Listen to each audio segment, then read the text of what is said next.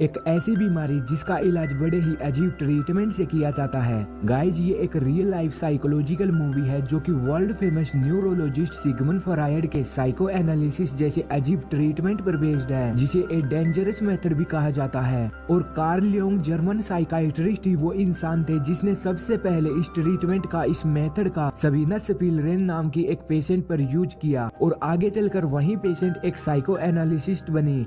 Guys, ये movie आपको definitely पसंद आएगी, लेकिन वीडियो शुरू करने से पहले आपने फिल्मी टीवी चैनल को भी सब्सक्राइब नहीं किया तो प्लीज कर लें और प्लीज कमेंट सेक्शन में यस और नोट लिखकर जरूर बताएं ये वीडियो आपको पसंद आई या नहीं।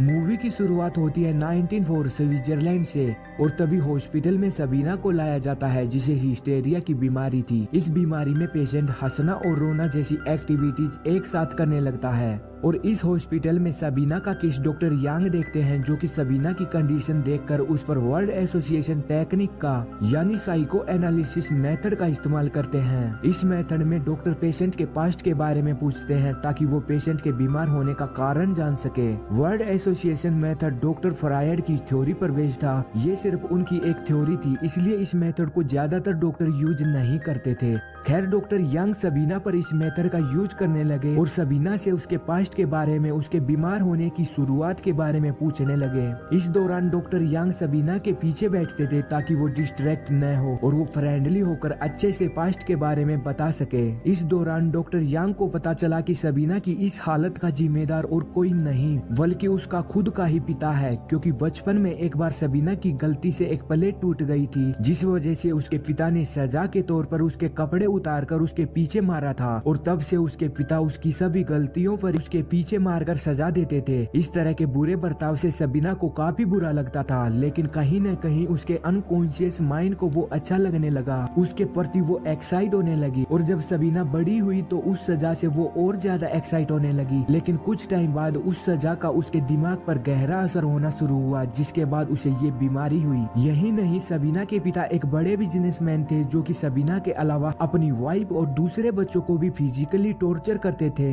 खैर, जब डॉक्टर यांग के ट्रीटमेंट से वो ठीक होने लगी तो डॉक्टर यांग सबीना की मदद लेने लगे, क्योंकि सबीना अच्छी खासी पढ़ी लिखी लड़की थी जो कि इस मेथड से बाकी पेशेंट्स को ठीक करने में डॉक्टर यांग की मदद करने लगी। उसके अलावा डॉक्टर यांग की मैरिड लाइफ काफी खुश थी। उनकी वाइफ एमा एक बहुत बड़े बिजनेसमैन की बेटी थी जो कि काफी रिच थी।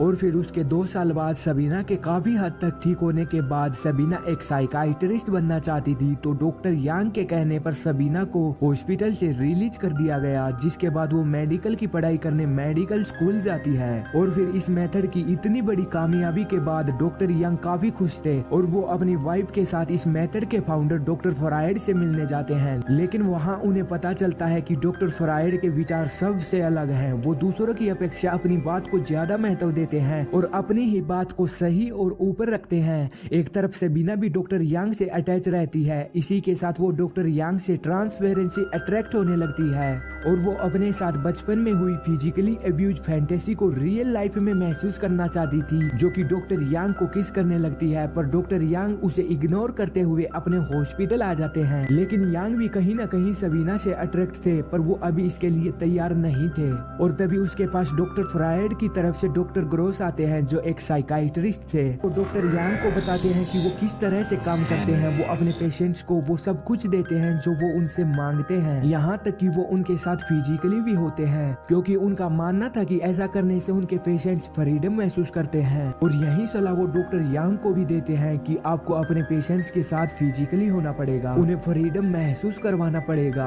और फिर डॉक्टर यांग डॉक्टर ग्रोस की बात मानकर सबीना के साथ फिजिकली होते हैं। लेकिन जब वो सबीना के साथ फिजिकली होते थे तो सबीना उन्हें अपने पीछे ठीक वैसे ही मारने को बोलती थी जैसे बचपन में उसके पिता मारते थे। यानी सबीना उस बीमारी से तो ठीक हो गई थी, लेकिन कहीं न कहीं अब भी उसे बचपन वाली फैंटेसी काफी खुश करती थी और ये चीज डॉक्टर यंग को काफी अजीब लगती थी। और इसी चीज के बारे में वो कई बार डॉक्टर फ्रायड से डिस्कस करते थे, तो डॉक्टर फ्रायड उन्हें बताते हैं कि सबीना को अनकंट्रोलेबल प्लेजर लेने की आदत है, जिससे वो उस फैंटेसी को एंजॉय करती है। इसके अलावा डॉक्टर यंग को कुछ नई रिसर्च करनी थी, तो वो फ्रायड से मदद मांगते हैं, पर डॉक्टर फ्रायड उन्हें साफ मना कर देते हैं, क्योंकि उन दोनों के विचार काफी हद तक एक दूसरे से नहीं मिलते थे। एक तरफ सबीना सबीना डॉक्टर यांग से उन दोनों का एक बच्चा पैदा करने को बोलती है, लेकिन ये बात सुनकर यांग सबीना को साफ मना कर देते हैं। और जब सबीना उन पर ज्यादा दबाव डालती है तो वो उससे रिलेशन तोड़ लेते हैं, बात करना बंद कर देते हैं। लेकिन कुछ टाइम बाद सबीना डॉक्टर और पेशेंट का रिश्ता फिर से बनाना चाहती थी, पर यांग तैयार नहीं थे। सबीना को अपनी स्टडी के लिए गाइडेंस की जरूरत थी। उसके लिए वो फ्रायड से रिक्वेस्ट करती है और एक लेटर लेकर अपने और यांग के रिलेशन के बारे में भी बताती है। लेटर मिलने के बाद फ्रायड यांग से उसके और सबीना के अफेयर के बारे में पूछते हैं, लेकिन यांग झूठ बोलते हैं और साफ मना कर देते हैं कि वो सिर्फ अच्छे फ्रेंड्स थे, इससे ज्यादा कुछ नहीं। ये जानने के बाद फ्रायड सबीना को खरी खोटी सुनाकर आगे से लेटर नहीं लिखने को बोलते हैं। सबीना फ्रायड का लेटर पढ़कर काफी गुस्सा होकर डॉक्टर यांग के पास जाकर उसे फ्रायड को सच्चाई बताने को बोलती है और ब्लैकमेल वे से उसे बोलती है कि उसने किसी के सामने उसकी बदनामी नहीं की, लेकिन वो चाहती तो ऐसा कर सकती थी। ये सुनकर यांग फ्रायड को एक लेटर लिखकर सब सच बता देते हैं और फिर सच्चाई जानने के बाद फ्रायड सबीना से मिलने के लिए राजी हो जाते हैं। इसी के साथ यांग की वाइफ एम्मा को भी उनके रिलेशन के बारे में पता चल जाता है और फिर उसके कुछ टाइम बाद फ्रायड और डॉक्टर यांग अपनी टीम के साथ अपने नए साइको एनालिसिस प्रोजेक्ट की सफलताओं को दुनिया के सामने लाने के लिए अमेरिका जाते हैं। लेकिन वहाँ भी फ्रायड और यांग के विचारों में एकता दिखाई नहीं दी। वो हर विचार में एक दूसरे के विरुद्ध खड़े दिखाई दिए और एक दूसरे का विरोध ज्यादा होने की वजह से फ्रायड यांग से मिलना बंद कर देते हैं, उसे लेटर लिखना और जवाब देना बंद कर देते हैं। फ्रायड के ऐसे करने से यांग को काफी धक्का लगा और वो डिप्रेशन में भी चले गए, जिसके बाद यांग ने फिर से सबीना के साथ अफेयर शुरू किया। लेकिन यांग अपनी वाइफ को छोड़ना नहीं चाहते थे, इसलिए सबीना ही वहाँ से वियना चली जाती है, जहाँ वो एक रशियन डॉक्टर से शादी कर लेती है। और फिर कुछ टाइम बाद वो प्रेग्नेंट होकर एम्मा और डॉक्टर यांग से मिलने आती है और यहाँ सबीना यांग को बताती है कि वो बच्चा उसी का है। ये सुनकर यांग उसे बोलता है कि वो भी उससे बहुत प्यार करता है, लेकिन कुछ रिश्तों के दायरे हैं। ये सुनने के बाद सबीना वहाँ से रोती हुई चली जाती है और फिर मूवी के क्लाइमेक्स में बताया जाता है सबीना के जाने के बाद डॉक्टर यांग फिर से ठीक होकर एक बड़े साइकोलॉजिस्ट बनकर काफी फेमस हुए और 1961 में उनकी डेथ हो गई। और डॉक्टर फ्रायड को उनकी कंट्रोवर्सी थ्योरी के कारण उन्हें वियना से नाजियों के द्वारा निकाले जाने पर 1939 में लंदन में उनकी कैंसर से मौत हो गई। और यांग से दूर जाने के कुछ टाइम बाद सबीना ने 2 बच्चियों को जन्म दिया, लेकिन 1942 में नाजियों ने उन तीनों को भी शूट करके मार डाला।